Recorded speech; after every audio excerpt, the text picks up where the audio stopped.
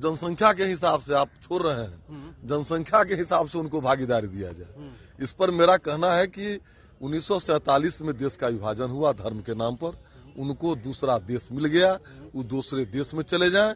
अगर यहाँ रह रहे हैं तो मैं सरकार से मांग करता हूँ कि उनके वोटिंग राइट को समाप्त कर दिया जाए और वो दूसरे स्तर के नागरिक बन के भारत में रह सकते हैं। कौन? हमारा देश है तो हम अपना एजेंडा नहीं चलावेंगे।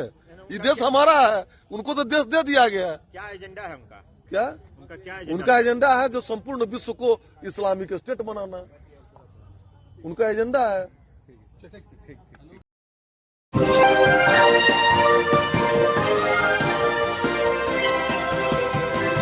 आदाब, नमस्कार, अस्सलाम वालेकुम नाजरीन। पल पल न्यूज के न्यूज रूम से मैं हूं आपके साथ नदीम अकरम। भारतीय जनता पार्टी के नेताओं की जुबान जो है वो रुकने का नाम नहीं ले रही। जहां उत्तर प्रदेश में भाजपा के नेताओं की जो जुबान है वो मुसलमानों के खिलाफ कितनी जहरीली और खतरनाक है ये किसी से छिपा हुआ नहीं है, पर यही आग जो है यूपी चुनाव के दौरान बिहार पहुंच चुकी है, जहां भारतीय जनता पार्टी के नेता जो हैं वो मुसलमानों के खिलाफ जहर उगलते हुए दिखाई दे रहे हैं। और इन नेताजी का बस चले तो मुसलमानों से वोटिंग अधिकार छीन ले, दोयम दर्जे का नागरिक बना करके छोड़ दे, और इन नेताजी का बस चले तो मुसलमानों को खाने के लाले पड़वा दे। कुछ इसी तरीके का बयान देते हुए ये दिखाई दिए हैं, जहां खुल करके मुसलमानों के खिलाफ जहर बिहार के भाजपा के नेता ने उगला है। पर इस पर बिहार की डबल इंजन सरकार जो है, खासतौर पर जदयू के जो नेता हैं वो खामोश हैं, क्योंकि जदयू और भारतीय जनता पार्टी का मिलाप है और भाजपा की सरकार वहां बिहार में कायम है। अब भाजपा के इस नेता के जुबान पर जदयू खामोश इसलिए क्योंकि मुसलमानों का वोट तो हासिल कर लिया, पर जब इन्हीं के नेता मुसलमानों को दोयम दर्जे का नागरिक बनाने की बात कर रहे हैं तो पूरी तरीके से चुप्पी इख्तियार कर ली गई है। किस तरीके से जहर भाजपा के इस नेता ने मुसलमानों के खिलाफ उगला है, इस वीडियो पर नजर डाल लीजिए। जनसंख्या के हिसाब से आप छोड़ रहे हैं, जनसंख्या के हिसाब से उनको भागीदारी दिया जाए। इस पर मेरा कहना है कि 1947 में देश का विभाजन हुआ धर्म के नाम पर, उनको दूसरा देश मिल गया, वो दूसरे देश में चले जाएं। अगर यहाँ रह रहे हैं तो मैं सरकार से मांग करता हूं कि उनके वोटिंग राइट को समाप्त कर दिया जाए और वो दूसरे स्तर के नागरिक बन के भारत में रह सकते हैं। वो ऐसा क्यों करें? आपको लगता है कि इसके पीछे कुछ एजेंडा है? बिल्कुल एजेंडा है, ISI का एजेंडा है, इस्लामिक स्टेट बनाने का एजेंडा है। जहाँ रह जाएंगे, अफगानिस्तान में क्या कर रहे हैं, अफगानिस्तान को देखिए, पाकिस्तान को देखिए, ये मानवता के दुश्मन है। लेकिन आप कहें कि हाँ वोटिंग राइट अब छीन लेंगे। निश्चित वोटिंग राइट जरूर छीन लिया जाए। आपको लगता है कि अब वो अल्पसंख्यक है? जी नहीं, वो अल्पसंख्यक है, ये नहीं है। और अल्पसंख्यक शब्द भारत के संविधान के साथ भी मजाक है। अच्छा, क्योंकि उसके प्रस्तावना में लिखा हुआ है कि हम भारत के लोग, फिर अल्पसंख्यक को, बहुसंख्यक को। अच्छा, विधानसभा का सत्र भी चलेगा, फिर से वो राष्ट्रगीत का विद्रोह करेंगे, कहें कि राष्ट्रगीत ना गाया जाए। इस पर निश्चित रूप से जो नहीं गाएंगे, और ये विधानसभा के अध्यक्ष का निर्णय होता है, और विधानसभा के अध्यक्ष का निर्णय अगर कोई नहीं पालन करता है तो माननीय विधानसभा अध्यक्ष जी उनके सदस्यता को रद्द कर दें। इस देश में रहकर आप राष्ट्रगीत न गाने को कैसे देख रहे हैं? आपको लगता है? बिल्कुल अपमान है। और राष्ट्रगीत में क्या है? जल की वंदना है, भूमि की वंदना है, वृक्ष की वंदना है, पुष्प की वंदना है। अगर ये नहीं करेंगे तो फिर पानी नहीं पिए। वो कह रहे हैं राष्ट्रगान से नहीं, राष्ट्रगीत से। राष्ट्रगीत से उन लोगों का एजेंडा है, वो लोग अपने एजेंडा पर काम करते हैं। अपना एजेंडा ला रहे हैं। कौन?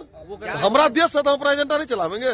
ये देश हमारा है, उनको तो देश दे दिया गया है। क्या एजेंडा है उनका? क्या उनका एजेंडा है? जो संपूर्ण विश्व को इस्लामिक स्टेट बनाना उनका एजेंडा है। तो दोस्तों, आपने इस वीडियो को सुना, जहां बिहार से भारतीय जनता पार्टी के एक विधायक ने एक विवादित टिप्पणी करते हुए कहा कि लोकतांत्रिक देश में रहने की इच्छा रखने वाले मुसलमानों के मतदान के अधिकार को छीन लिया जाना चाहिए। सत्तारूढ़ भाजपा के बिहार विधायक हरिभूषण ठाकुर ने कहा कि 1947 में मुसलमानों के लिए एक अलग राज्य बनाया गया था और अगर वे भारत में वापस रहना चाहते हैं तो उन्हें दूसरे वर्ग के नागरिक के रूप में रहना चाहिए और उनके चुनावी अधिकार छीन लिए जाने चाहिए।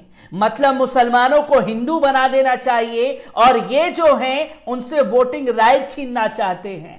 कुछ ऐसी ही मंशा जाहिर की भारतीय जनता पार्टी के इस नेता और विधायक ने, जिस पर जेडीयू के तमाम मुस्लिम नेता खामोश हैं। और बिहार के मुख्यमंत्री नीतीश बाबू कहां हैं, जो मुसलमानों के खिलाफ उनके नेता जो हैं जहर उगल रहे हैं। क्या नीतीश सरकार दम दिखाएगी इनके ऊपर कार्रवाई करने का? क्या इनकी विधायकी सदस्यता रद्द करने का काम करेगी? ये तस्वीरें कितनी साफ होंगी ये आने वाला वक्त तय करेगा। पर भले ही जदयू के नेता इस पर बोलते हुए दिखाई दिए हों या ना दिए हों, जिन्होंने बिहार के मुसलमानों का वोट भी हासिल किया, पर इस पर ऑल इंडिया मजलिस इत्तेहादुल मुस्लिमीन ने अपनी कड़ी प्रतिक्रिया दी है और कड़े शब्दों में फटकार लगाई है इस नेता को। क्योंकि वो तस्वीर भी आप लोगों के सामने रखूंगा जहां जदयू के नेता की हत्या कर दी जाती है, उस पर भी जदयू के नेता खामोश रहते हैं अपने ही लोगों की आवाज उठाने के लिए, जिसका काम ऑल इंडिया मजलिस इत्तेहादुल मुस्लिमीन बिहार की सड़कों पर भी कर रही है तो सदन में भी कर रही है। यह तस्वीर आप देख सकते हैं। खलील रिजवी के लिए पार्लियामेंट में एआईएमआईएम ने खासतौर पर विधानसभा में प्रोटेस्ट किया और उनको उनका हक दिलाने के लिए तमाम दलीलें रखी।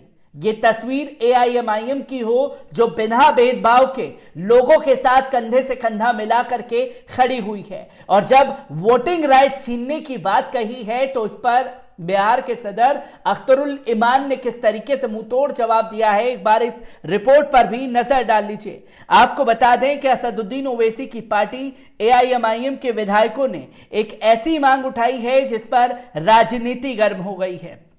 एआईएमआईएम के प्रदेश अध्यक्ष अख्तरुल इमान ने न्यूज 18 से बातचीत करते हुए कहा कि बिहार में मुस्लिमों से अल्पसंख्यक का दर्जा ले लिया जाए और उसकी जगह मुस्लिमों को आबादी के लिहाज से आरक्षण दिया जाए।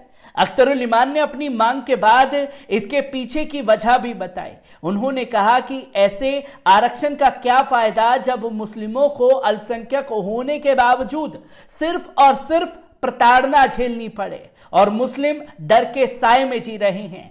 एआईएमआईएम के अध्यक्ष ने कहा कि मुस्लिमों के उत्थान के लिए कई संस्थाएं तो बना दी गई, बावजूद इसके मुस्लिमों को उसका फायदा नहीं मिल पा रहा है। तमाम संस्थानों को इसीलिए खोला गया था कि इससे मुस्लिम समुदाय को मदद मिल सके, लेकिन उसका कोई फायदा नहीं मिल पा रहा है। ऐसे में इन संस्थाओं का कोई मतलब नहीं है, इसे खत्म कर देना चाहिए। मीम विधायकों ने नाराजगी इस बात को लेकर भी है कि उर्दू को बिहार में दूसरा राजकीय भाषा का दर्जा दिया गया है, लेकिन बावजूद इसके मुस्लिमों की स्थिति नहीं बदली है। एआईएमआईएम के प्रदेश अध्यक्ष अख्तरुल इमान ने कहा कि तमाम राजनीतिक पार्टियों के नेता समय समय पर यह कहते हैं जिसकी जितनी आबादी उसकी उतनी भागीदारी, तो फिर मुस्लिमों की आबादी भी बिहार में 17% है और उसके मुताबिक 17% आरक्षण मुस्लिमों को मिले।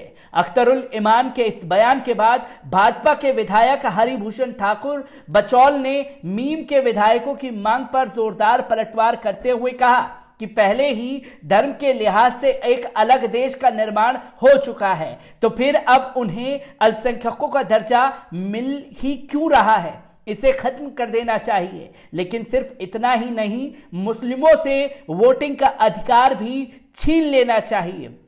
हरिभूषण ठाकुर बचौल ने कहा कि देश के साथ साथ बिहार में कई जगह मुस्लिम अल्पसंख्यकों से बहुसंख्यक हो चुके हैं और हिंदू अल्पसंख्यक, ऐसे में हिंदुओं पर खतरा बढ़ता जा रहा है, जिसकी तस्वीरें खासतौर पर भारतीय जनता पार्टी के विधायक ने दिखाने की कोशिश की और आईना दिखाने का काम मीम के बिहार सदर अख्तरुल इमान ने बखूबी किया है, जिस पर कई लोगों का रिएक्शन भी सामने आ रहा है, जिसमें सैफ खान लिखते हैं और तुम्हारे नीचे से चड्डी छीन लेना चाहिए। सुकून से देश मत चलने देना। इस मुद्दे में तुमको पैदा नहीं होना चाहिए। तुम जैसे लोगों को एक यही ऐसा देश है जो भारत है। इसमें सारे धर्म के लोग रहते हैं और तुम लोग अलग करने पे लगे हुए हो। तो वहीं सबसे अच्छा देश हमारा, हमें गर्व है कि हम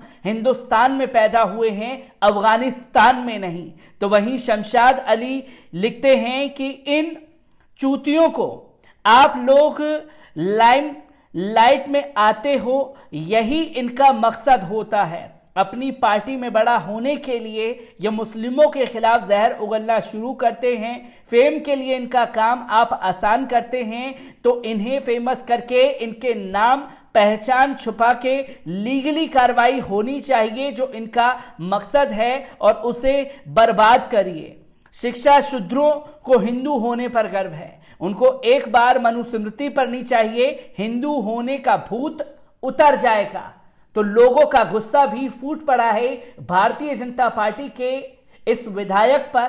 तमाम लोगों की प्रतिक्रिया सामने आ रही है। हर एक चीज को लेकर के आप लोगों के साथ जुड़ता रहूंगा। दीजिए इजाजत, शुक्रिया।